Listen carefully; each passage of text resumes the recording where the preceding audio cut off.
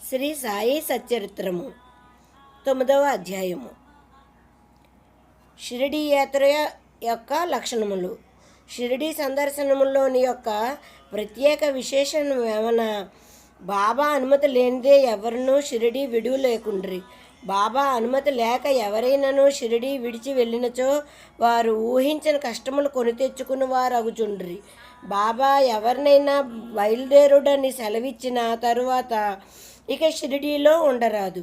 సెలవు తీసుకున్నట్టుకు బాబా వద్దకు భక్తులు పోయినప్పుడు బాబా వారికి స్పష్టమగునో లేక సూచనప్రాయముగానో కొన్ని సలహాలను ఇచ్చుచుండేవారు.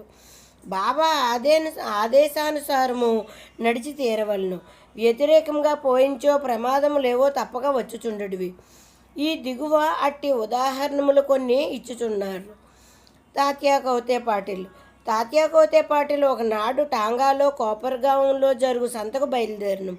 హడావుడిగా మసీదుకు వచ్చి బాబాకు నమస్కరించి కోపర్గాం సంతకు పోవచుంటునని చెప్పాను. బాబా అతనితో తొందరపడవద్దు, కొంచెం ఆగుము, సంత సంగతి అటుండనివ్వు, ఊరు విడిచి అసలు బయటికి ఎక్కడికి పోవలదు అని అన్నాను. సంతకు వెళ్ళవలనడి తాత్య ఆతురతను చూచి కనీసము షామాను మాధవరావు దేశపాండేనైనాను వెంట తీసుకుని పొమ్మని బాబా చెప్పాను. బాబా మాటను లెక్క చేయక తాత్య హుటాహుటిని టాంగా నెక్కి కోపర్గాం బయలుదేరను. టాంగాకు కట్టిన 2 గుర్రములలో ఒకటి 300 రూపాయలు ఖరీదు పెట్టి కొత్తగా కొన్నది. మిక్కిలి చురుకైంది. షిరిడీ వదిలి సావుల్ విహీర్ దాటిన వెంటనే అది మిక్కిలి వడివడిగా పరిగెత్తసాగాను. కొంత దూరం పోయిన పిమ్మట కాలు మడతబడే అది కూలబడెను. తాత్యాకు పెద్ద దెబ్బలేమీ తగులలేదు కానీ తల్లి వలె బ్రాహ్మతో బాబా చెప్పిన సలహా జ్ఞప్తికి వచ్చెను. మరొకప్పుడు కూడా ఇటులనే బాబా ఆజ్ఞను వ్యతిరేకించి కొల్హాపూర్ గ్రామమునకు ప్రయాణమై దారిలో టాంగా ప్రమాదమునకు గురయ్యను. ఐరోపా దేశస్థుని ఉదంతము. బొంబాయి నుండి ఐరోపా దేశస్థుడు ఒకడు ఏదో ఉద్దేశంతో బాబా దర్శనార్థము షిరిడీ వచ్చెను. తనతో నానాసాహెబ్ చందోర్కర్ వద్ద నుంచి తనను గూర్చిన ఒక పరిచయ పత్రమును కూడా తెచ్చుకొనెను. అతనికి కొరకు ఒక ప్రత్యేకమైన గుడారము వేసి అందులో సౌకర్యంగా బస ఏర్పాటు చేసిరి. బాబా ముందు మోకరిల్లి వారి చేతిని ముద్దడి వలన కోరికతో అతడు 3 సార్లు మసీదులో ప్రవేశింప యత్నించెను. కానీ బాబా అతనికి మసీదులో ప్రవేశించుటకు నిషేధించెను. క్రిందగా మసీదు ముందు గల బహిరంగ ఆవరణలో కూర్చుండియే తమను దర్శించుకొనవచ్చునండ్రి. అతడు తనకు జరిగిన మర్యాదకు అసంతృష్టిపడి వెంటనే షిరిడీ విడువలని నిశ్చయించుకొనెను. బాబా సెలవు పొందుటకు వచ్చెను. తొందర పడక మరుసటి దినం పొమ్మని బాబా చెప్పెను. తక్కిన వారు కూడా బాబా ఆదేశంను పాటించమని సలహా ఇచ్చరి. ఆ సలహాలను ఖాతరు చేయక అతడు టాంగా నెక్కి షిరిడీకి నుండి బయలుదేరను. మొదట గుర్రములు 2 బాగుగానే పరిగెత్తినవి. సావుల్ విహీర్ దాటిన కొంతసేపట్లో ఒక సైకిల్ అతని టాంగాకి ఎదురుగా వచ్చెను. దానిని చూచి గుర్రములు బెదరనివి. టాంగా తలక్రిందులయ్యను. ఆ పెద్ద మనిషి క్రింద పడి రోడ్డుపై కొంత దూరం ఏడవబడను. ఫలితంగా గాయములు బాగు చేసుకొనుటకై కోపర్గాంలో ఆసుపత్రి పాలయ్యను. ఇటువంటి అనేక సంఘటనల మూలమున బాబా ఆజ్ఞను ధిక్కరించి వారు ప్రమాదముల పాలు అగుదురని, బాబా ఆజ్ఞానుసారం పోవు వారు సురక్షితంగా ఉండురని జనులు గ్రహించిరి. భిక్ష యొక్క ఆవశ్యకత. బాబాయే భగవంతుడైంచో వారు భిక్షాటనంచే జీవితం అంతయు గడుపునేలా అనే సందిగ్ధము చాలామందికి కలుగవచ్చును. దీనికి 1 బాబా భిక్షాటనం చేసి జీవించే హక్కు ఎవరికి కలదు? పంచశూన్యములు వాడిని పోగొట్టుకుని మార్గం ఏది అని 2 ప్రశ్నలకు వచ్చి సమాధానము పడుదుము. సంతానము, ధనము, కీర్తి సంపాదించుటయందు ఆపేక్ష వదులుకుని సన్యసించి వారు భిక్షాటనంచే జీవించవచ్చునని మన శాస్త్రములు ఘోషించుచున్నవి. వారు ఇంటి వద్ద వంట ప్రయత్నములు చేసుకుని తినలేరు. వారికి భోజనం పెట్టు బాధ్యత గృహస్థులపై గలదు. సాయిబాబా గృహస్థుడు కారు, వానప్రస్థుడు కూడా కారు. వారు అస్కల్కిత బ్రహ్మచార్యులు. బాల్యం నుంచే బ్రహ్మచర్యమునే అవలంబించుచుండ్రి. ఈ సకల జగత్తంతయు వారి గృహమే. ఈ జగత్తునకు వారు కారణభూతులు. వారిపై జగత్తు ఆధారపడి ఉన్నది. వారు పరబ్రహ్మ స్వరూపులు కాబట్టి వారికి భిక్షాటన చేయు హక్కు సంపూర్ణంగా కలదు. పంచసూనములు వానిని తప్పించుకొని మార్గములను ఆలోచించుదుము. భోజన పదార్థములు తయారు చేయుటకు గృహస్థులు 5 పనులు తప్పక చేయవలను. అవి ఏవనగా దంచుట లేక రుబ్బుట, 2 విసరుట, 3 పాత్రలు తోముట, 4 ఇల్లు ఊడ్చుట తుడుచుట, 5 పొయ్యి అంటించుట. ఈ 5 పనులు చేయనప్పుడు అనేక క్రిమికీటకాదులు మరణించుట తప్పదు. గృహస్థులు ఈ పాపమును అనుభవించవలను. ఈ పాప పరిహారమునకు మన శాస్త్రములు 6 మార్గములను ప్రబోధించుచున్నవి. 1 బ్రహ్మయజ్ఞము, 2 వేదాధ్యయనము, 3 పితృయజ్ఞము, 4 దేవయజ్ఞము, 5 భూతయజ్ఞము, 6 అతిథి యజ్ఞము. శాస్త్రములు విధించిన ఈ యజ్ఞములు నిర్వర్తించినచో గృహస్థుల మనసులు పాపరహితములగును. మోక్ష సాధనమునకు ఆత్మ సాక్షాత్కారమునకు ఇవి తోడ్పడును. బాబా ఇంటింటికి వెళ్ళి భిక్ష అడుగుట్లో ఆ గృహస్థులకు వారు చేయవలసిన కర్మను బాబా జ్ఞప్తికి తెచ్చినట్లు అయినది. తమ ఇంటి గుమ్మం వద్దనే ఇంత గొప్ప ప్రబోధమును పొందిన షిరిడీ ప్రజలు ఎంతటి ధన్యులు. భక్తుల అనుభవములు. శ్రీకృష్ణుడు భగవద్గీత 9వ అధ్యాయం 26వ శ్లోకమునందు శ్రద్ధాభక్తులతో ఎవరేని పత్రము కానీ పుష్పము కానీ ఫలము కానీ లేదా నీరు కానీ అర్పించనిచో దానిని నేను గ్రహించదనని చెప్పాను. సాయిబాబాకు సంబంధించి ఇంకా సంతోషదాయకమగు విషయం ఏమన్నా, తమ భక్తుడు ఏదైనా తమకు సమర్పించవలననుకుని ఏ కారణం చేతైనను ఆ సంగతి మర్చినచో అట్టి వానికి బాబా ఆ విషయం జ్ఞాపకం చేసి ఆ నివేదనను గ్రహించి ఆశీర్వదించేవారు. అట్టి ఉదాహరణలు కొన్ని మనం ఇప్పుడు చెప్పుకొనుచున్నాము. తర్కండ్ కుటుంబము. రామచంద్ర ఆత్మారాం ఉరప్పు బాబాసాహెబ్ తర్కండ్ ఒకనొకప్పుడు ప్రార్థనా సమాజస్థుడైనను తర్వాత బాబాకు ప్రియభక్తుడైనాడు.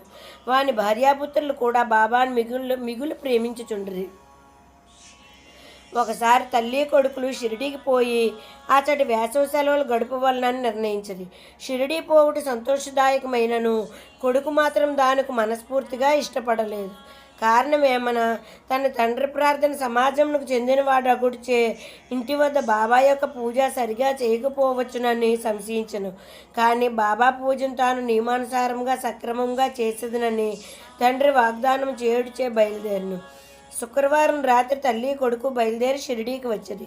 ఆ మరుసటి దినం శనివారం నాడు తండ్రి యొక్క తర్కండు పెందలకడనే నిద్రలేచి స్నానం చేసి పూజను ప్రారంభించుటకు ముందుగా బాబా పటమునకు సాష్టాంగ నమస్కారం చేసి ఏదో లాంఛనం వల్లే కాక తన కుమారుడు చేయనట్లు పూజను శ్రద్ధగా తనచే చేయింపవలసిందని ప్రార్థించను.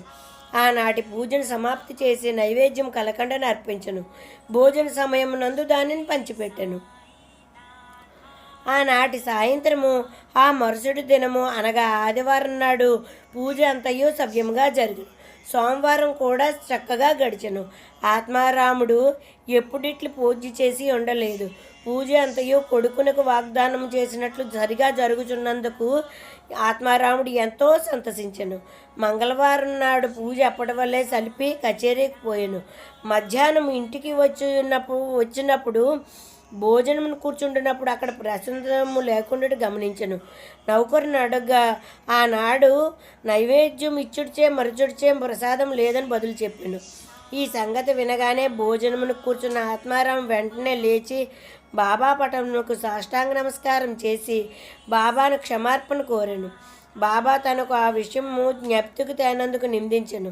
ఈ సంగతులన్నింటినీ షిరిడీలోనున్న తన కొడుకునకు వ్రాసి బాబాను క్షమార్పణ వేడుమని చెప్పాను. ఇది బాంద్రాలో మంగళవారం మధ్యాహ్నం సుమారు 12 గంటలకు జరిగిను. అదే సమయమందు షిరిడీలో మధ్యాహ్న హారతి ప్రారంభించుటకు ముందు ఆత్మారాముని భార్యతో బాబా ఇట్లనెను, తల్లి, ఏమైనా తినవలన ఉద్దేశంతో బాంద్రాలో మీ ఇంటికి పోయినాను. తలుపు తాళం వేసి ఉండెను. ఎలాగునో లోపల ప్రవేశించుదని, కానీ అక్కడ తినుటికి ఏమీ లేకపోవడిచే తిరిగి వచ్చేదని నన్ను. బాబా మాటలు ఆమెకు ఏమీ బోధపడలేదు. కానీ పక్కనే ఉన్న కుమారుడు మాత్రము ఇంటి వద్ద పూజలో ఏదియో లోటుపాట్లు జరిగినవి. అని గ్రహించి ఇంటికి పోవుటకు సెలవునిమ్మని బాబాను వేడును. అందులోకి బాబా పూజను అక్కడే చేయమని, ఇంటికి పోవలసిన అవసరం లేదని చెప్పాను. వెంటనే కొడుకు షిరిడీలో జరిగిన విషయం అంతయు వివరంగా తండ్రికి ఉత్తరం రాసి బాబా పూజను అశ్రద్ధ చేయవద్దని వేడుకొనెను. ఈ 2 ఉత్తరములు ఒకదానికొకటి మార్గమధ్యమున తటస్థపడి తమ తమ గమ్యస్థానములకు చేరును. ఇది ఆశ్చర్యం కదా. ఆత్మారాముని భార్య. ఇక ఆత్మారాముని భార్య విషయము. ఒకసారి ఆమె 3 పదార్థములు బాబాకును నైవేద్యం పెట్టుటకు సంకల్పించుకొనెను. అవి వంకాయ పెరుగు పచ్చడి, వంకాయ వేపుడు కూర, పేడ. బాబా వీరిని ఎట్లు గ్రహించినో చూచెదము. బాంద్రా నివాసి అగు రఘువీర భాస్కర్ పురందరే బాబాకు మిక్కిలి భక్తుడు. అతడు ఒకనాడు భార్యతో షిర్డీకి బయలుదేరుచుండెను. ఆత్మారాముని భార్య పెద్ద వంకాయలు 2 మిగులు ప్రేమతో తెచ్చి పురందరుని భార్య చేతికిచ్చి ఒక వంకాయతో పెరుగు పచ్చడిని, 2వ దానితో వేపుడుని చేసి బాబాకు వడ్డించమని వేడాను. షిరిడీ చేరిన వెంటనే పురందరుని భార్య వంకాయ పెరుగు పచ్చడిని మాత్రం చేసి బాబాకు భోజనమును కూర్చున్నప్పుడు తీసుకుని వెళ్ళను. బాబాకు ఆ పచ్చడి చాలా రుచిగా ఉండెను. కానీ దాన్ని అందరికీ పంచిపెట్టను. వెంటనే తనకు వంకాయ వేపుడు కూడా అప్పుడే కావాలని బాబా అడిగాను. ఈ సంగతి భక్తులు రాధాకృష్ణమాయకు తెలియపరిచింది. అది వంకాయల కాలం కాదు గనుక ఆమెకి ఏమీ తోచకుండెను. వంకాయలు ఎట్లు సంపాదించుట అనున్నదే ఆమెకు సమస్య అయ్యను. వంకాయ పచ్చడి తెచ్చినది ఎవరిని కనుగొనగా పురంధరుని భార్య అని తెలియచే వంకాయ వేపుడు కూడా ఆమెయే చేసి పెట్టవలనని ఆమెకు కబురు పంపిరి. అప్పుడు అందరికీ వంకాయ వేపుడుని బాబా ఎందుకు కోరిరో తెలిసినది. బాబా సర్వజ్ఞతకు అందరూ ఆశ్చర్యపడిరి. 1915లో డిసెంబర్లో గోవింద బాలరామ్ మానకర్ అనువాడు షిరిడీకి పోయి తన తండ్రికి ఉత్తర క్రియలు చేయవలని అనుకున్నాను. ప్రయాణమునకు పూర్వం ఆత్మారాముని వద్దకు వచ్చాను. ఆత్మారాం భార్య బాబా కొరకు ఏమైనా పంపవాలని అనుకుని ఇల్లంతయూ వెతికాను. కానీ ఒక్క పేడ తప్ప ఏమీ కనిపించలేదు. ఆ పేడ కూడా ఇప్పటికే బాబాకు నైవేద్యంగా సమర్పించబడి ఉండెను. తండ్రి మరణించుడిచే గోవిందుడు విచారగ్రస్తుడై ఉండెను. కానీ బాబా యందున్న మిక్కిలి భక్తి ప్రేమలచే ఆమె ఆ పేడను అతని ద్వారా పంపెను. బాబా దానిని పుచ్చుకొని తినునని నమ్మి ఉండెను. గోవిందుడు షిరిడీ చేరెను. బాబాను దర్శించను. కానీ పేడాను తీసుకుని వెళ్ళుట మరిచెను. బాబా అప్పటికి ఊరకుండెను. సాయంత్రం బాబా దర్శనంకై వెళ్ళినప్పుడు కూడా అతడు పేడా తీసుకుని పోవటం మరిచెను. అప్పుడు బాబా ఓపిక పట్టక తన కొరకు ఏమైనా తెచ్చినావా అని అడిగాను. ఏమీ తీసుకురాలేదని గోవిందుడు జవాబిచ్చను.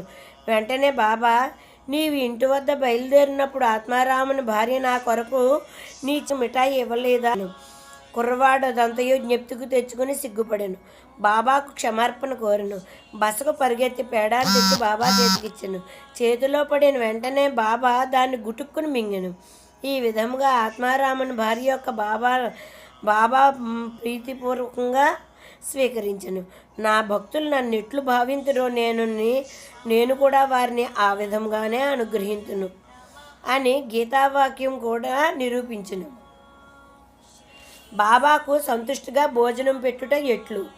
ఒకప్పుడు ఆత్మారాం తర్ఖండ్ భార్య షిరిడీలో ఒక ఇంటి యందు దిగును. మధ్యాహ్నం భోజనం తయారయ్యను. అందరికీ వడ్డించది. ఆకలితో ఉన్న కుక్క ఒకటి వచ్చి మొరుగుట ప్రారంభించను. వెంటనే తర్ఖండ్ భార్య లేచి ఒక రొట్టె ముక్కను విసిరను. ఆ కుక్క ఎంతో మక్కువగా ఆ రొట్టె ముక్కను తినను. ఆనాడు సాయంకాలం ఆమె మసీదుకు పోగా బాబా ఆమెతో ఇట్లనను, తల్లి, నాకు కడుపు నిండా గొంతు వరకు భోజనం పెట్టినావు. నా జీవశక్తులు సంతృష్టి చెందినవి.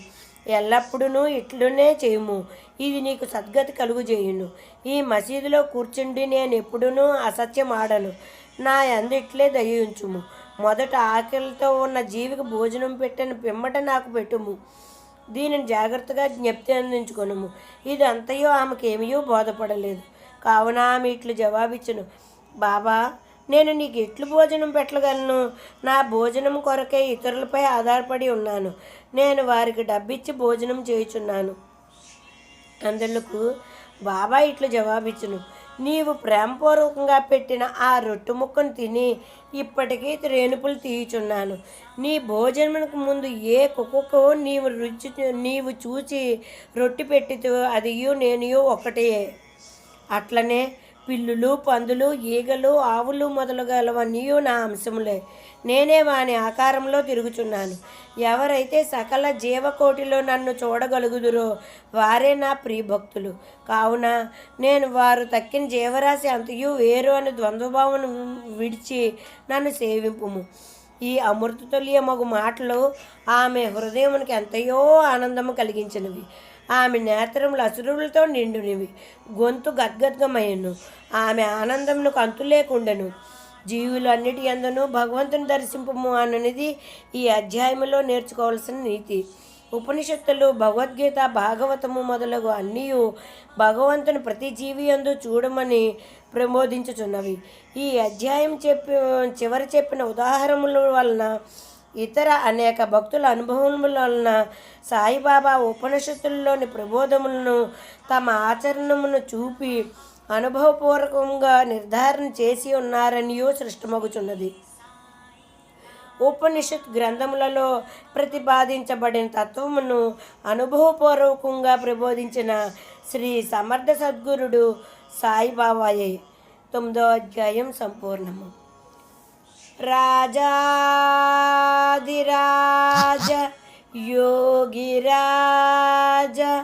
పరబ్రహ్మ శ్రీ సచిదానంద సద్గురు సాయినాథ్ మహారాజ్ की जय।